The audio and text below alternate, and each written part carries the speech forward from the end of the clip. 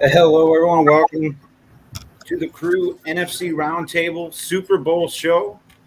I'm your host, Mike Sidoris. With me, I have Anderson Hanna, and Jerry. Hey, Brian, I'm sorry about that, man. I didn't even I realize. didn't notice it. It's all right, man. I didn't notice it till this morning. No worries. Pretty funny though. So, how's everyone doing today? Doing good. We're doing. So, Super Bowl Sunday. Still Yeah. So, today should be a national holiday. Still a Honest little to God. upset that the Rams are in it, but I mean, seriously. I mean, you look at today. Most businesses know they're not going to get any work out of their employees tomorrow. Most people. I'm on vacation next week, so I'm on vacation tomorrow because it's Valentine's Day tomorrow, and it's an important holiday. what? Oh, that's right. You're supposed to do a shout out to the missus, huh? I'll do a shout out to the missus later, but we're talking football right now. Gross. So, do you guys have any Super Bowl traditions you do every year for the Super Bowl, or anything your families do for the Super Bowl? Nothing. Nobody. Actually, what watched we the end up doing, what we end up doing first thing in the morning is we get up real early. Of course, then we go out to the backyard and stuff like that because we like standing the northeast corner of the little field right there, facing a particular tree. We have to, of course, line up 12 different pine cones and things like that. No, we don't have any tree. You watch the football game. You eat the food. That's it. I was waiting for you to practice the double doink. Man. But no, I mean, seriously, like my wife's family, every year they do numbers. You know, they all pick the score of the game. Everyone puts in some money, and then winner keeps it. So I just didn't know if anybody else does anything like that. Normally, I just get drunk and watch football. So wait, if somebody doesn't pay up, the Guido Knuckles go and knock on their door, or something like that. You're Yeah, we beating break up their legs. cash? yeah, we do the squares, and we always get together with a whole bunch of friends. We either have a party, we go to a party, we eat good, we have some beverages, watch the game, basically. Well, I just got a text. Stout's not here today, but his tradition is that he wakes up and doesn't watch his team play.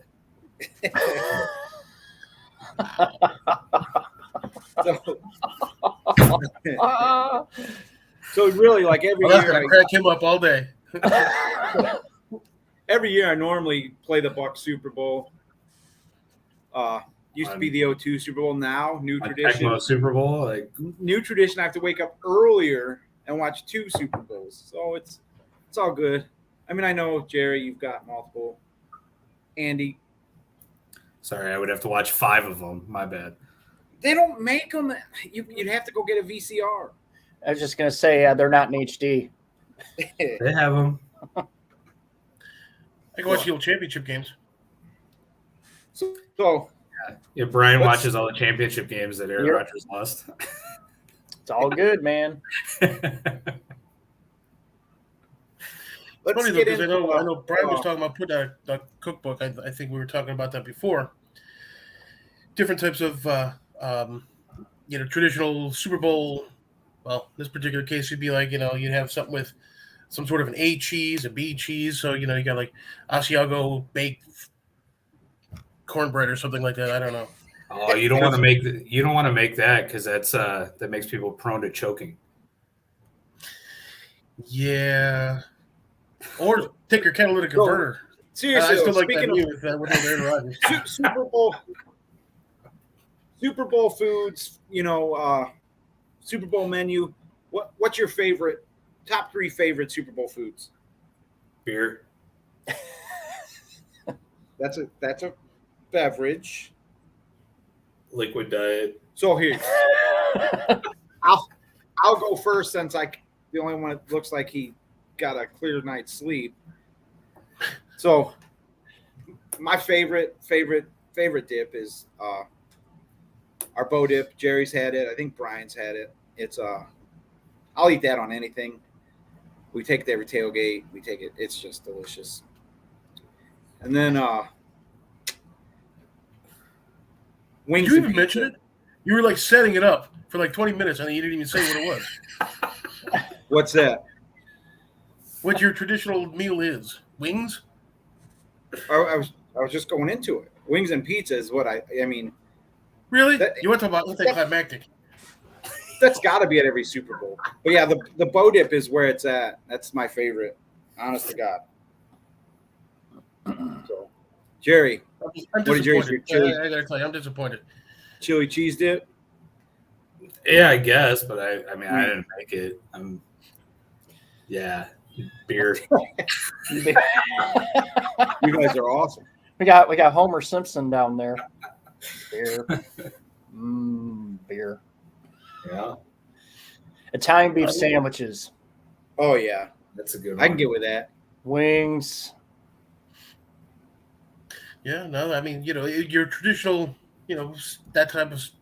If you're looking at like possibly some sort of a sandwich, like sausages, things like that, some sort of dip, again, wings, even with like pizza or even something like that. But it's just kind of one of those things where it's by the time the game actually starts, you're full, your stomach hurts, you're half drunk already. That way you can sleep through it. Exactly. Exactly. So by the time halftime rolls around and stuff like that, you kind of be coming out of it. It's like when you play golf. You get hammered drunk in the first 2, 3, 4 holes. At least that's me. So by the time you're in the back nine, you're already shooting somewhere in the 220s. You just don't You're even sober care. I've never made it through an entire round of golf. I was passed out. I get through the first 3 holes, and by then I'm so bored and drunk, I just sit in the car and watch everybody else. The funny thing is that he's at putt-putt. Hey, that game was taking a long time on the 7th hole. It was Eat ridiculous. that giraffe. That goddamn dragon, I swear to God. Hey, man, Zao Island's no punk. Sedoris actually finds water hazards at the putt-putt play. Anyway. Crashes his golf cart. Sir, where did you get a golf cart? That's all you hear is some poor lady screaming, "My leg!" All right. It's really been the rails quick, didn't it? Well, it definitely spiraled out of control fast. But Like the Cowboys season. Oh, sorry. Sorry. That just came out. Sorry. And You do realize that when we come back, he's going to do nothing but just sit here it's like roasting. He's going to do his comebacks and stuff like that. Yeah. For those that haven't realized, Mike Stout is not with us today. Claims he's at work, grieving wrecking that he's trains not or something. playing. Not really sure. But so let's get into who you guys think is the key matchup for the game. I got my pick. I'm going to throw it up here right now. Here's my key matchup for today. Jalen Ramsey probably is the best lockdown corner in the league. Does anybody argue that? I mean, is there any disagreement there? No. And I think the Bengals offense is going to ride, honestly, on Chase. If Chase can get open, he's going to free up the running game.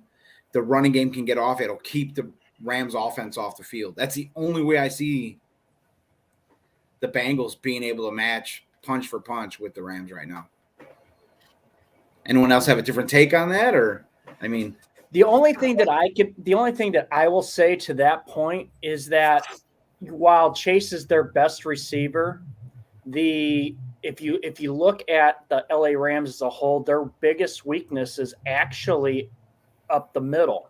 So, and the one thing that Joe Burrow does well is throw routes that he can hit, or throw to routes that hits up the middle. Like Tyler Boyd, for example, could be the X factor today in this. Yeah, but to that, I mean, that's pretty much the 49ers game plan, and they came out and shut that down. Yeah, So- how'd that work for him? I really think it's going to come down to the running game today. I mean, Chase is going to be needed to open the field up so that you get some people spread out of the box. But I really think it's going to come down to the running game. I mean, if the Bengals can keep the Rams offense off the field, they can go punch for punch. They don't have trouble scoring. It's not like they can't keep up with the Rams if they can dictate the pace of the game. See, and that's where I would actually argue the fact that the keys or the key factor, key matchup is going to be the offensive defensive lines. You remember that game that Cincinnati played where it was Joe Burrow was running for his life. I mean, the ball is snapped and there's guys in the backfield already. Yeah. And of course, you have a defensive line with LA that's actually, pretty decent. You got that guy right there, number 99. You got Von Miller. You got those kind of guys who could disrupt the play almost immediately. And so, quarterback play is going to be a major thing. Who's going to actually come through? The clutch. Is it going to be Burrow? Is it going to be Stafford? But I think the offensive and defensive lines, respectively, conversely, I think it's probably going to end up being your real key factors. Well, everyone's talking about how great Aaron Donald is and Von Miller are, but everyone seems to be sleeping on Hendrickson. He's got 14 and a half sacks this year. That's a good thing because as long as they can take the pressure off of him, he can do his thing. Yeah. And if he has those sacks. He has those sacks because Donald's pulling a double team every play. Hendrickson's and I think they're okay with that. Look where they're at.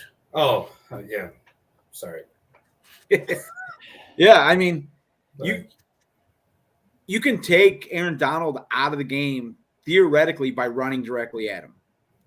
You run at Donald, and you can control. I said it last week. Not last week, week before last. You can control the pace of the game by running directly at him and causing him to slow his pass rush.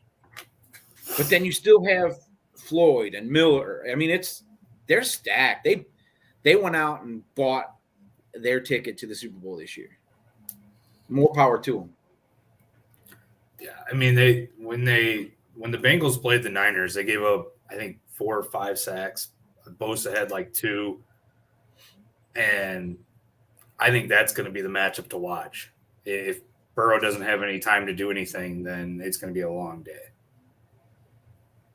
Yeah, but I mean, the only way you can, screens. Screens beat the Bugs. Screens beat any good pass rushing defense. Screens, draws.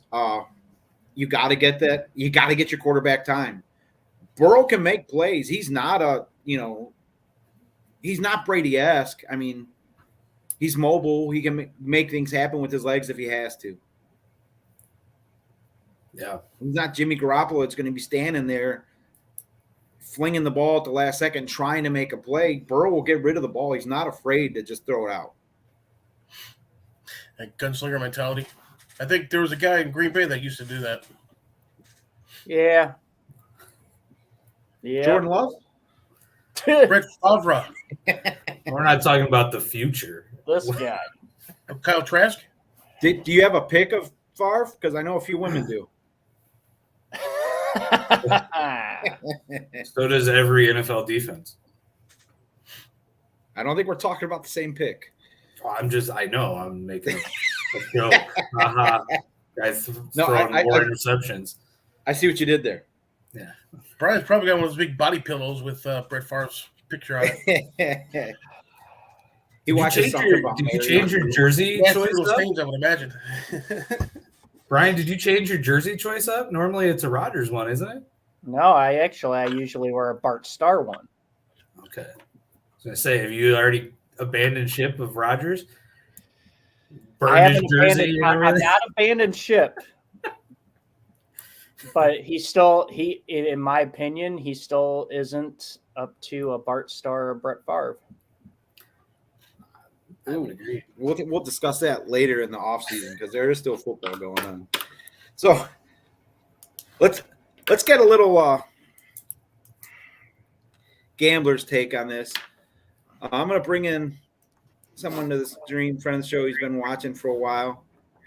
Med, can you hear us okay? Yeah, I can hear you, Mike. Awesome.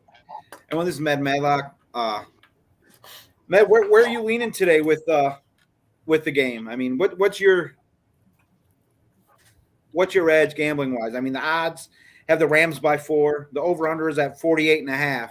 I mean, you got any bets you're laying, props you're picking? Yeah, I lead my bets on Wednesday for the game. Okay, so these are based off Wednesday, what the line was on Wednesday.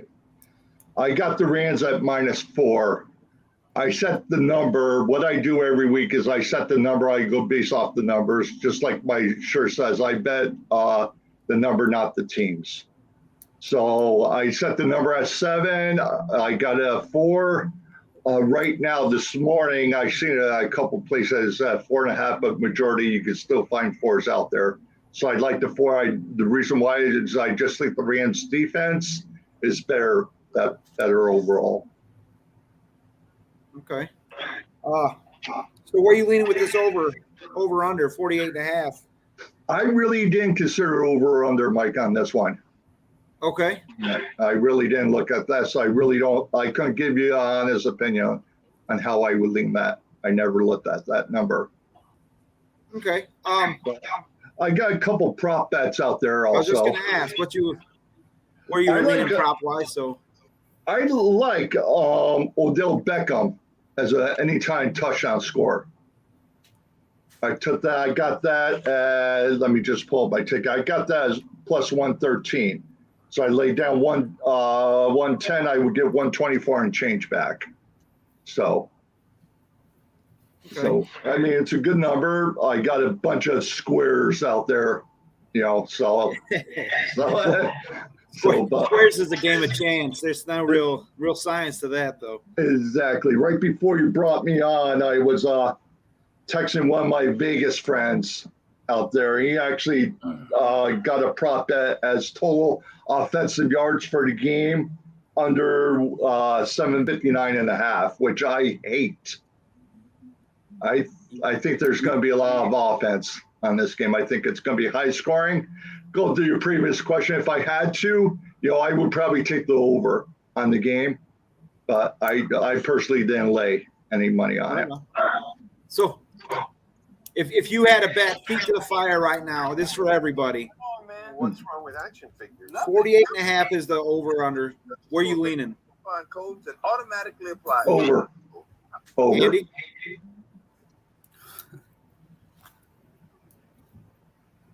Sounds good. Brian, where would you go with this? On the over-under? Yeah. I don't know. I've seen previous Super Bowls have come in on the under, and I think especially when you look at the first quarter of games, these teams are trying to feel each other out. I think I would kind of go on the under on this one, just because of the fact that I think both defenses are a little more stout than what people think. All right, Jer? I have no clue. I don't get into all the betting stuff. I'll say this. I was leaning to go over. But as I looked at the Rams' past few games, they stall. Like it takes them a while to really kick into gear. So I actually found a good prop bet. Okay. Got it at plus 155 of Cincinnati winning the third quarter. And the reason why I'm saying is that Cincinnati was the best out of halftime in terms of scoring points in the third quarter, whereas the Rams were one of the worst teams after halftime in terms of scoring points in the third quarter. I saw that stat too. I couldn't find that with my guy, though, and I couldn't find it at the books around Maryland. So I totally 100% agree with that third quarter stat. Right. So here's the real question. This is the prop bet that my daughter likes to pick, and everyone's kids seem to pick. What color Gatorade is going to be dumped at the end of the game? I'm actually looking into that. My guy does have that on his back end app. I'm leaning blue because, of course, I'm on the Rams, so I'm thinking blue, leaning that way. I saw some guy who did like a scientific approach to try to figure it out, and he came up with clear because he like randomly he made like a fake account and acted like he loved Gatorade and loved football, and he started messaging players and asking them what Gatorade they like. And so by process of elimination, the one that's left is the one that they don't like because he found some research that there's 5 different flavors on the sideline at all times. So he was asking like what everybody likes, and he's like, "Well, the one that's going to be most full is clear." And That's fun. I was like, "Okay, Isn't that water? Right. oh, there's like a berry flavor or something that they made clear, Glacier cherry. something I don't know." Oh, damn it, Jerry! I forgot what I was going to say. Always take the over on the national anthem time. Right. Yeah, I was just gonna say.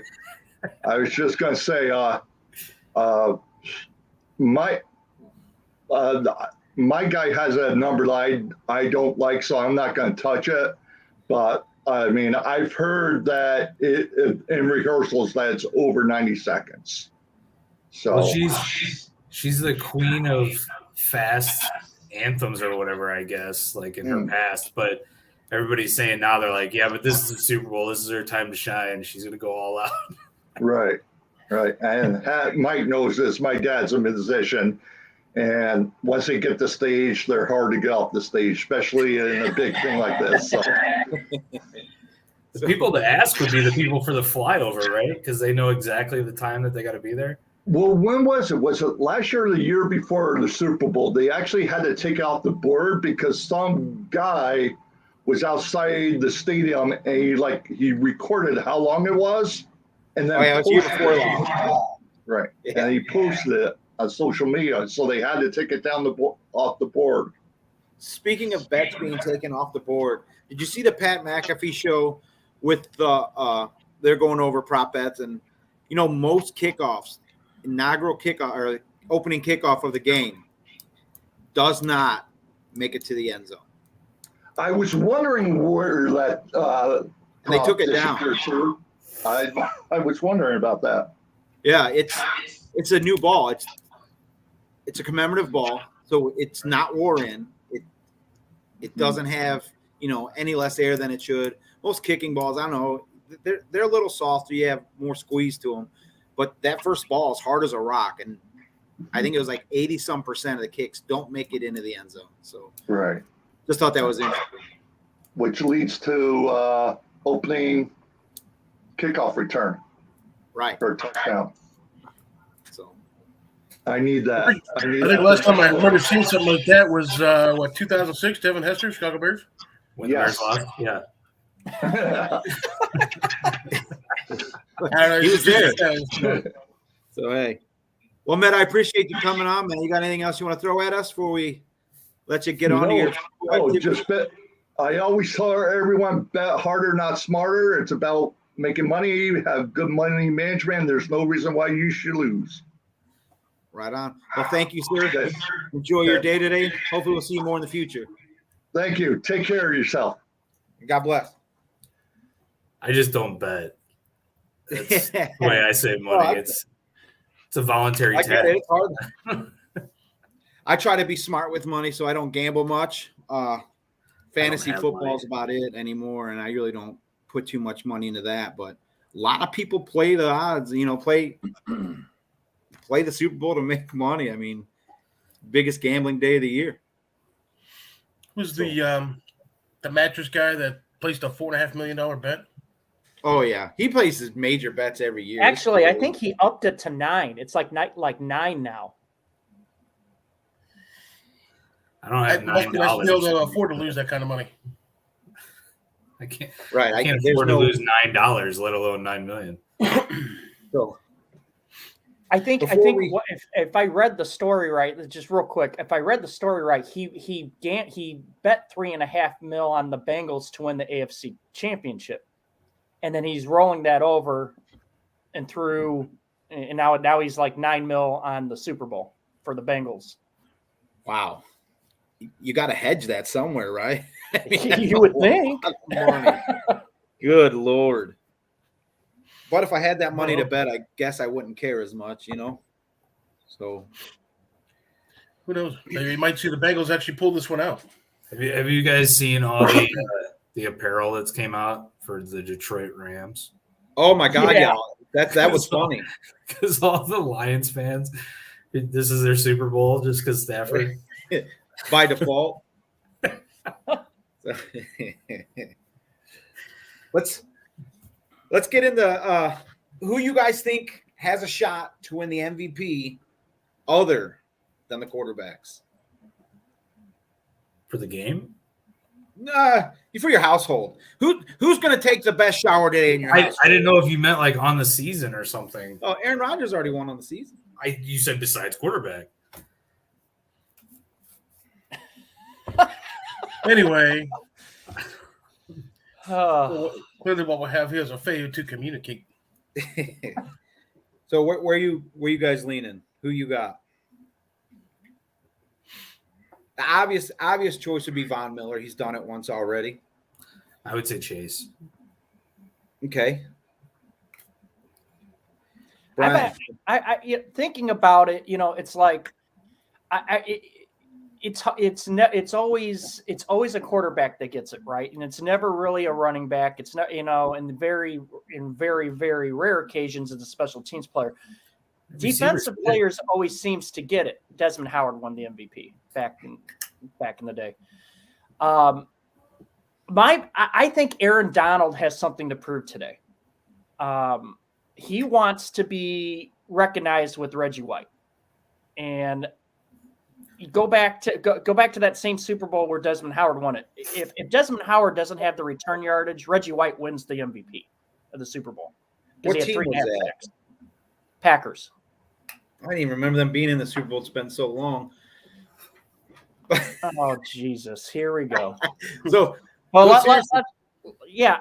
I think Aaron Donald is if they don't key in on him and he gets through and has a couple of sacks, or if say he has a sack, strip, fumble, whatever, it could be him. And I know he's bound and determined for not only one, they lost the Super Bowl a couple years ago, but two, he really wants to establish himself as the best or one of the best. And he looks up to Reggie White, and he's made that known. He wants to be better than Reggie White ever was.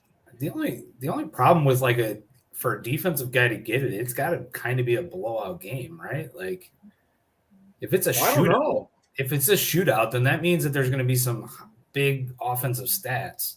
Or you have a safety. Like, honest to God, safety in the Super Bowl. How many times have it been done? I mean, I know one time only. But I mean, I'm serious. If that safety changes the game, that player, I mean, that's an obvious choice for MVP. Am I wrong? I mean, it's possible. I mean, if no one's having just a glorified great game, yeah. I mean, you would have to. I mean, you got a low scoring game. That's a defensive struggle, yeah. Mm-hmm. Well, you might just have a defensive back or a safety that comes in with 2 or 3 different interceptions. Right. And that's going to be good. But everybody's had their chances at MVP. I mean, how many times have you seen an offensive lineman as an MVP? I don't know if it's ever happened. Exactly. Who? I'm not saying it's going to happen today, but I mean, I'm just saying. I think there's a big chance that it'll either be one of the quarterbacks or it's going to be one of the receivers. So Cooper Kupp, Chase.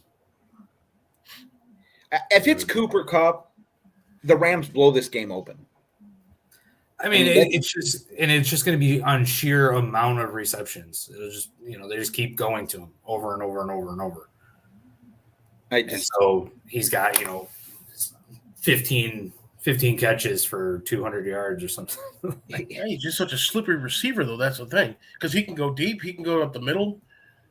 So if they can actually stop him, or at least contain him, that's actually going to be a major victory, not only for the Bengals, but that might actually even propel them to winning.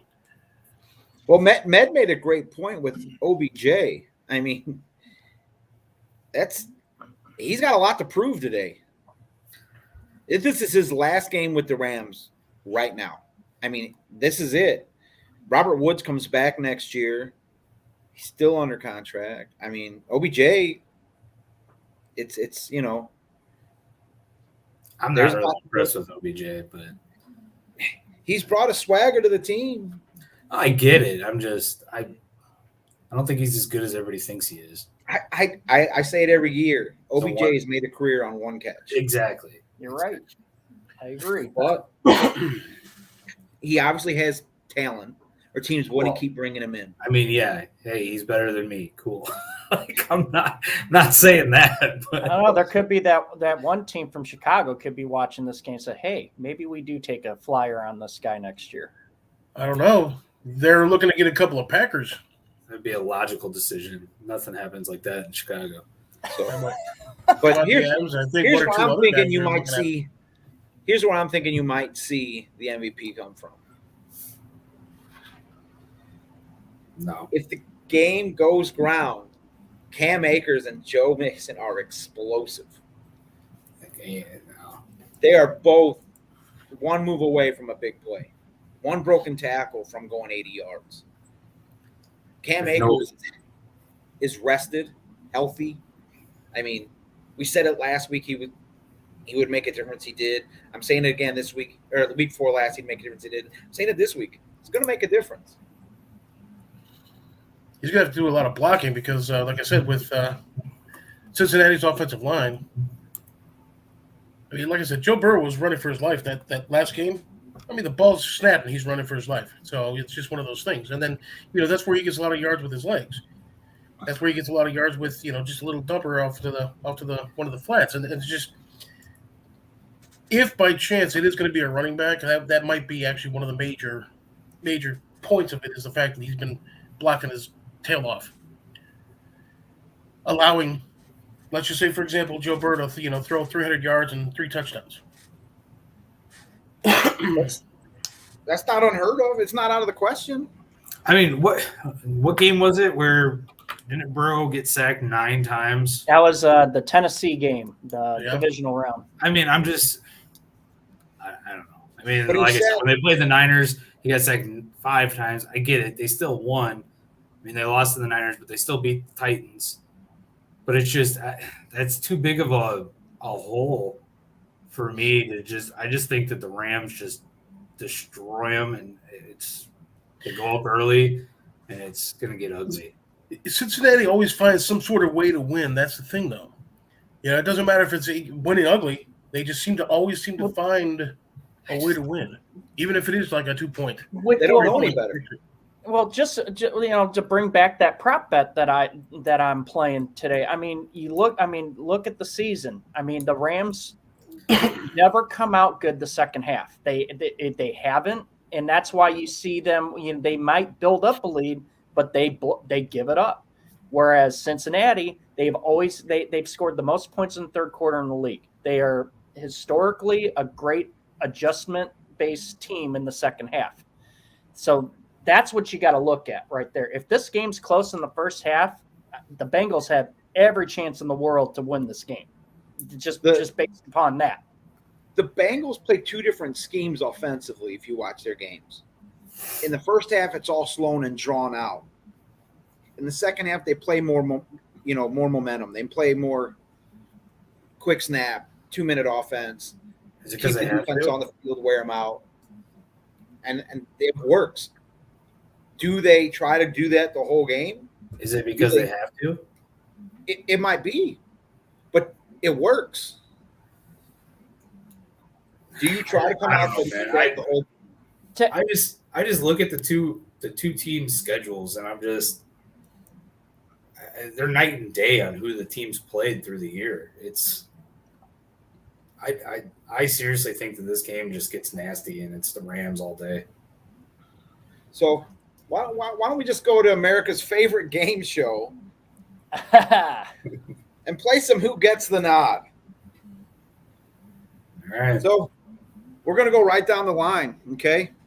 Joe Burrow, Matt Stafford. Andy? That's tough. You'd always like to see Matt Stafford kind of pull it through, old Detroit fan, Bear rival, that kind of thing. But I really wouldn't be surprised if Cincinnati pulled this one out. If I'm betting, I'm betting safe money with LA. I gotta tell you, I'm gonna go ahead and pick Cincinnati just to be the odd guy out. Okay.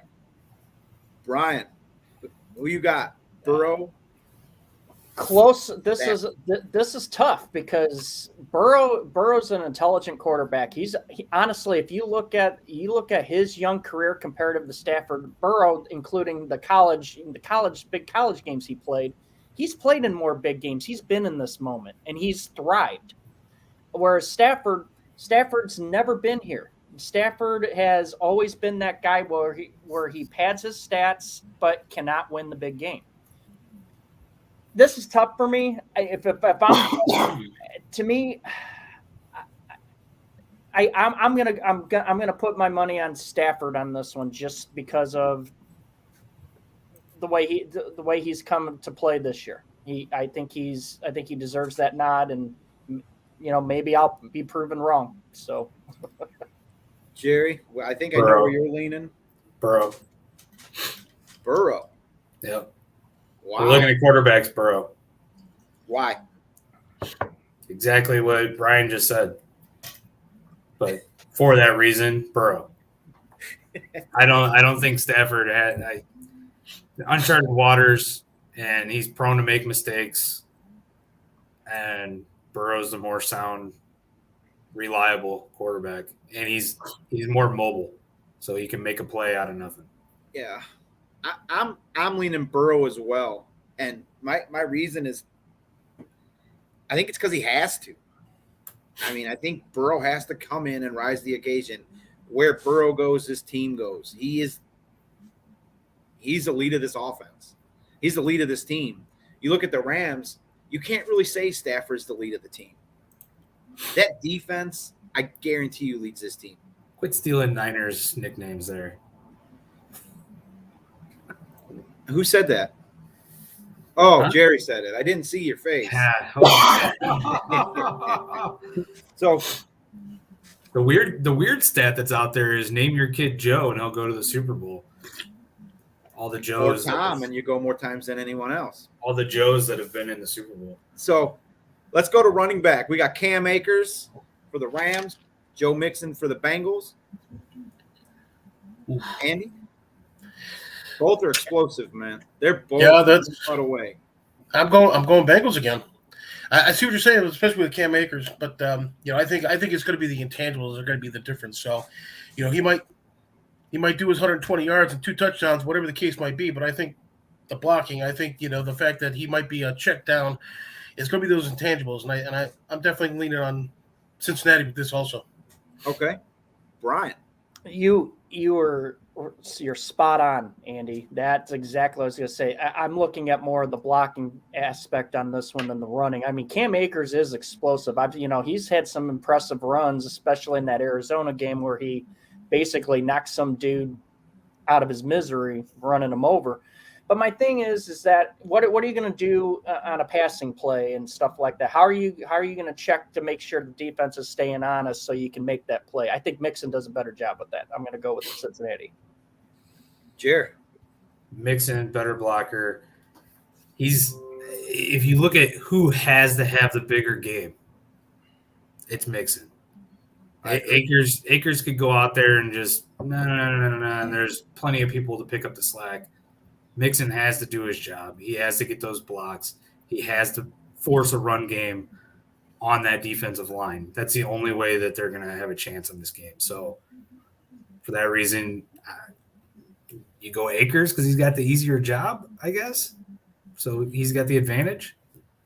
But I don't know. I'm leaning Mixon myself, and the reason I'm saying that is I think he's more durable. I think it's going to be a knockout, drag-out fight for the first half at least. Blocking's going to be required. Play fake's going to be required. You're going to see a lot of, like I tried saying earlier, screens, draws, things like that to slow down the Rams offense or Rams defensive line. So I'm leaning Mixon. Cam Akers is going to get his touches. He's going to get, I'm thinking around 60, 70 yards on the ground, maybe 30 in the air. But I'm leaning Mixon. This one I think is where you're going to lean Rams. Most people, I would say, lean Rams here. Let's go wide receiver. Rams got Cooper Kupp, OBJ, and Van Jefferson, where the Bengals have Jamar Chase, T. Higgins, and Tyler Boyd. Chase is phenomenal, young. Boyd's not very old. He's pretty solid. Higgins is good.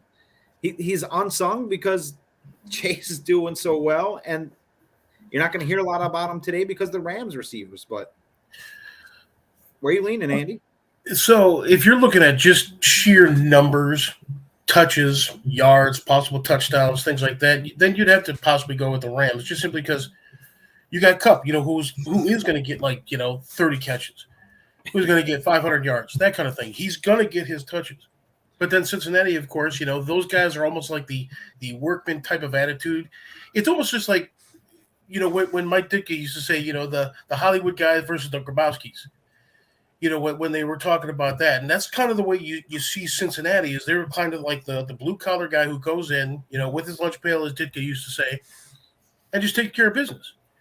So, again, if you want to do like a Midwest team versus, a West Coast team kind of a thing, maybe you go with Cincinnati just being kind of like, one of us kind of a deal. And I think that's probably why I'm going to, go with Cincinnati to be the overall. But I with wide receivers, I got to say that the LA is definitely going to have the advantage there. Okay. And the fact that you have guys, just Kupp, for example, is going to get his touches, period. Mr. Robinson. Here's the theoretical. Say your best corners are covering the best receivers, right? So you take Cooper Kupp and you take Chase out of it, right? Now who's better? In my opinion, I don't think like we talked about with OBJ. He's only known because of one catch. What has he truly done, right? Where if you look at the other side, yeah, I mean Higgins and Boyd are just as durable. I think they, as Andy put it, they've got the workman attitude. They bring their lunch pail and they just go to work, and they do what they have to do to win a ball game. I mean, if we're going by sheer talent from the top two receivers, Cooper Kupp has it. But if we're going by the receiving core, take the two top receivers out of it. In my opinion, Cincinnati's got it. All right. Jared? Rams. And talent-wise, it's when you look at them matched up against the secondary of the other team, it's the Rams secondary is ridiculous. And that's where I was leaning. I was going to bring that up. And so the secondary, they're going to do a better job of containing it. I mean, Jamar Chase is a freak of nature, and he's got that connection with Burrow because they played in college and everything. And so I get that. I mean, he's going to have some big plays. He's going to get open. But when you look at, who's got the easier job and who's the worst matchup, it's the Rams. So for that, I'm going to go Rams. I'm leaning Rams too, and it's not really because I think they're that much better offensive-wise than the Bengals. But like Jerry said, I think the Rams secondary is going to be able to shut down the Bengals wide receivers. I mean, that's what it comes down to. I'm going Rams. So let's move on to tight end group. Tight end, we might see backups for both teams. The Bengals tight end CJ Uzomah, I can't say his last name. He's questionable for today's game, and Higbee is out for the Rams. So you're looking at possibly Drew Sample and Kendall Blatton for the Rams. I'm going to say Wash just because I know nothing about either of them. Blatton had a few catches against the Niners. Other than that, he hasn't played good, much. actually. So he did. He played well, but he really hasn't done much this year because he's behind potentially a Pro Bowl tight end. So I'm going wash. I don't know enough about it. Andy? Again, I'm thinking, intangibles. So, just if by chance you have both tight ends on either team who, you're getting 5-6 catches a game, now all of a sudden that goes to 1 or 2 maybe. It's those intangibles that are going to be, where you're going to get. So, again, blocking. Again, is it going to be like a release valve for if somebody gets in trouble, that kind of thing? I'd say more of a Cincinnati thing. I don't think they rely as much on their tight ends as the Rams do in certain situations. And so in that particular case, I'm going to have to say Cincinnati. In a virtual wash, but Cincinnati with the percentage points. Brian? I'm like you, Mike. I have no clue who these two dudes are, so I'm just going to call it a wash. I know Blanton played well against the Niners. That's all I can tell you.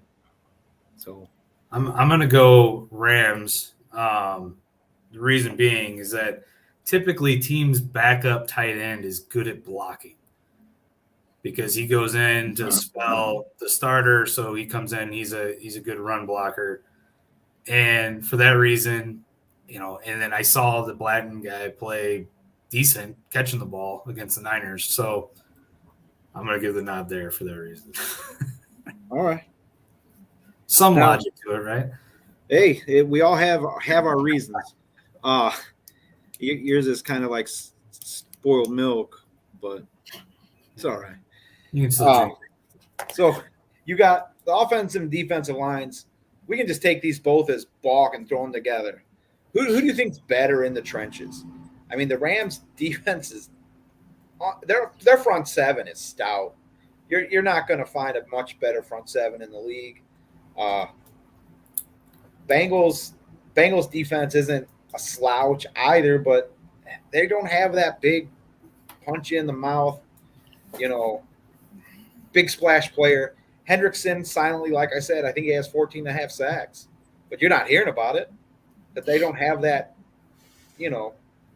swagger of a defense.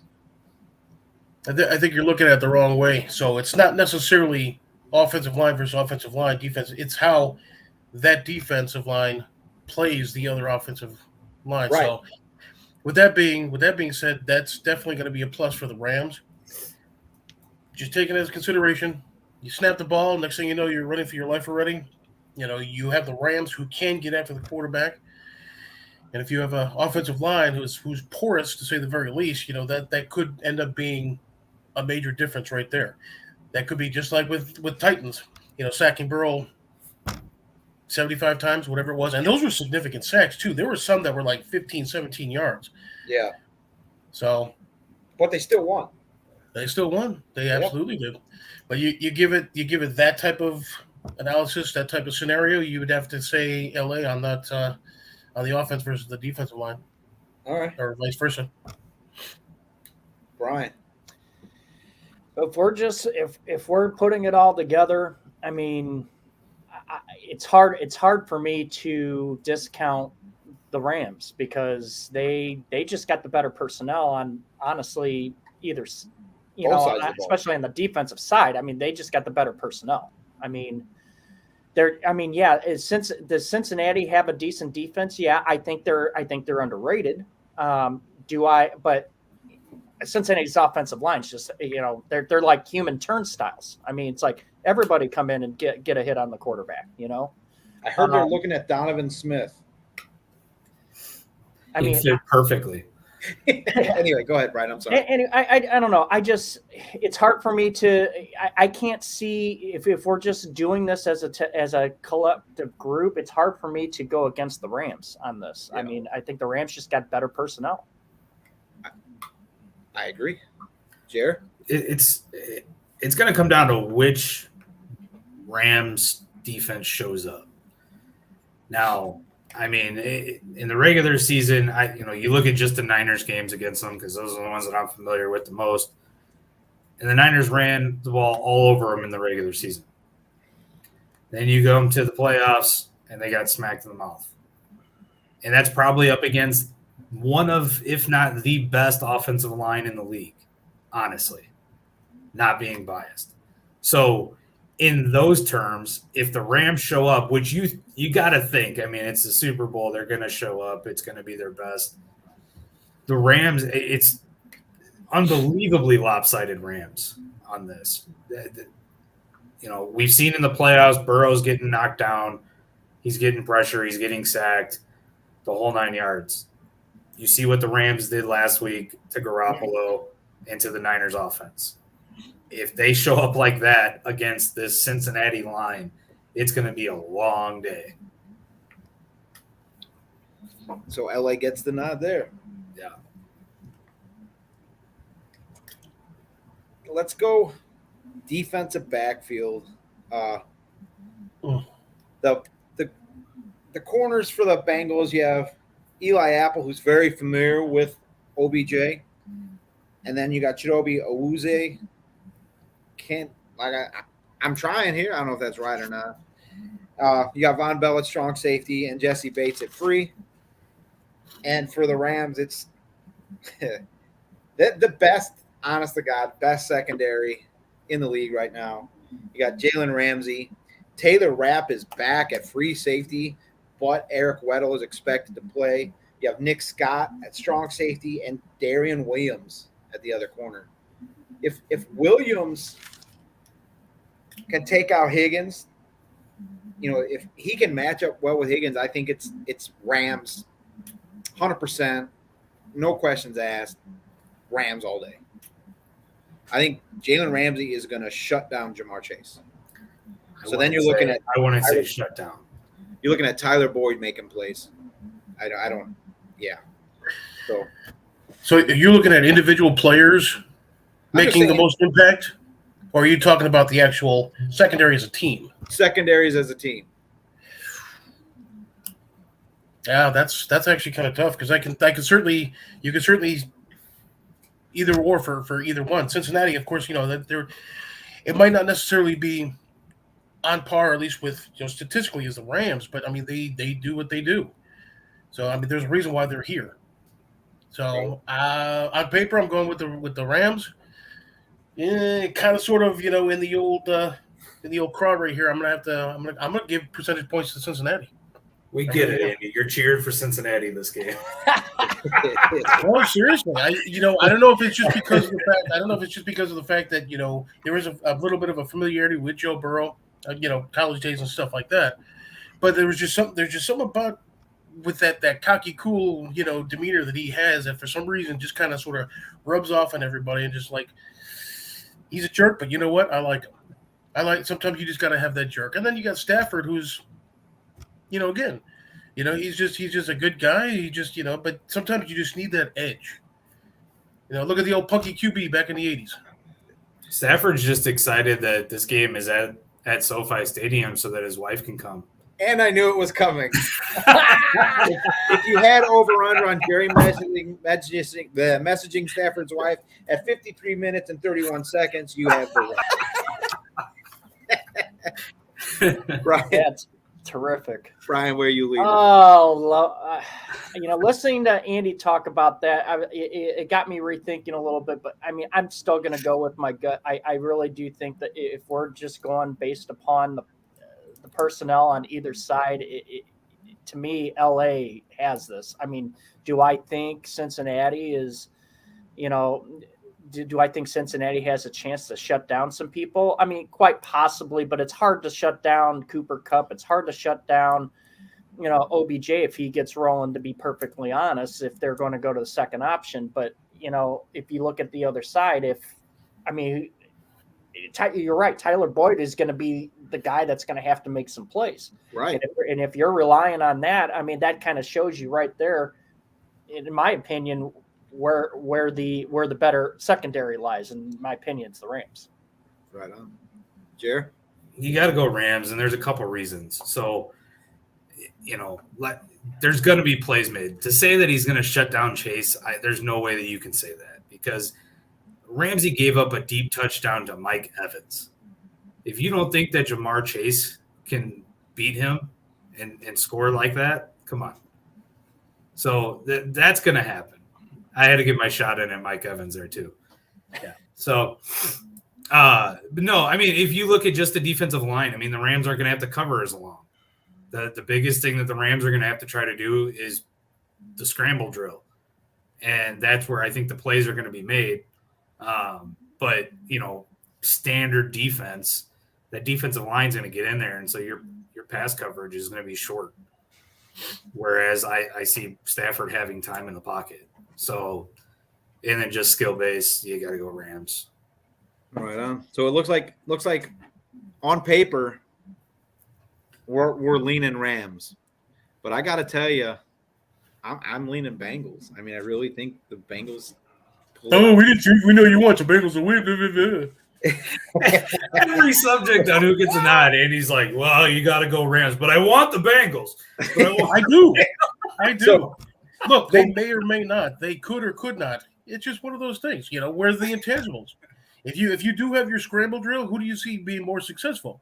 You see Burrow being more successful in the scramble drill. You see Matthew Stafford. They both have, I guess you could say, a long history of doing that. So I don't think Stafford has a scramble as much. That's what's great about Stafford, honestly, is that he can throw from multiple planes.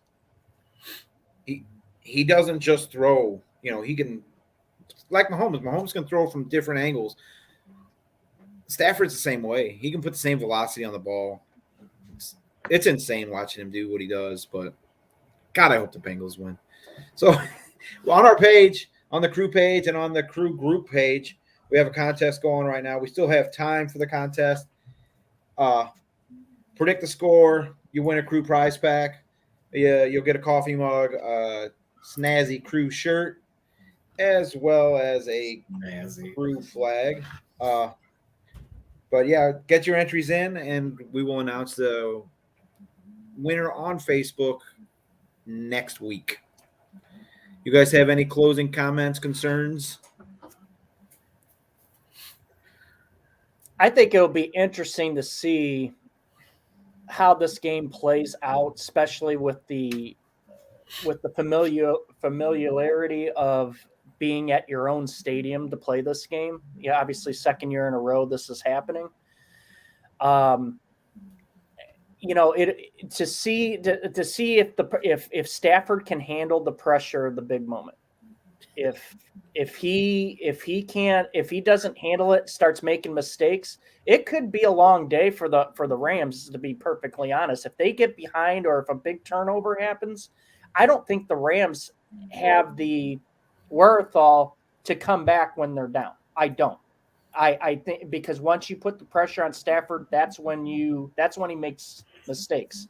Get him off his spot. He's got to not throw the big pick today. He's got to prove himself. He did last week. Came back and won. Well, I understand. Like I said, you look at him historically, you get to him, he starts making mistakes, he doesn't win. And it's just it's hard to do that in a big, especially when this is the game. This is where all the eyes are on. If you're not feeling that much pressure, it just depends on how you handle it. I think with the experience that Burrow has in big moments from college and obviously from this year with the playoffs and every game that they've been in, I think Burrow's going to handle it. It just depends on what Matt Stafford shows up. If it's the good Matt Stafford, I mean, it's going to be great to watch him perform like that. I think Stafford has always been a good quarterback. He just hasn't been on a platform to show that he deserves to be in that upper echelon. Gotcha. Yeah. No, they both had to come back, from their perspective being down in the last seconds of the game. So it might just simply come down to the last possession, last couple of minutes. And I do think Joe Burrow's ego is just such to where that's probably why he doesn't feel. He's like, I deserve to be here. I'm supposed to be here. And people with that kind of attitude, they're scary because they can do some good stuff. Or Swagger's the dagger. They can be the bad. So, Jerry, you have any comments you want to drop about Stout not being here in the Cowboy second? I won't comment about any of the stuff that was just said, but like closing remarks though. Regarding today, I have the one that we can probably all agree on. The Cowboys suck. Right on. All right. Well, here it is. Here's my shout out to my wife. Happy Valentine's Day, Whitney. I love you. Thank you to all our sponsors. They are scrolling across the bottom of the screen as we talk right now. Please like, follow, and share. And we will probably be back with the live show in about 2 weeks. We're going to do some draft research and dive into some draft coverage. So till then, go Bucks. Go Niners. Cowboys still suck. Had to get it in.